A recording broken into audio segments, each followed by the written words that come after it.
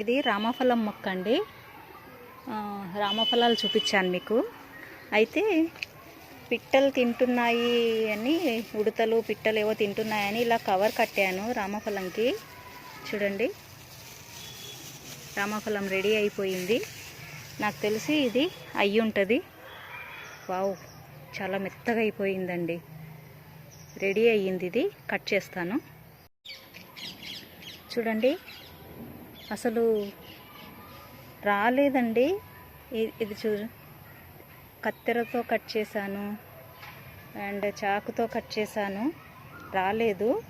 చివరికి మళ్ళీ చేత్తోనే తీస్తే మొత్తం పండంతా అలా కొమ్మన కొంచెం ఉండిపోయింది. పండు ఇలా వచ్చేసింది చేతిలోకి. చూడండి, రామఫలం.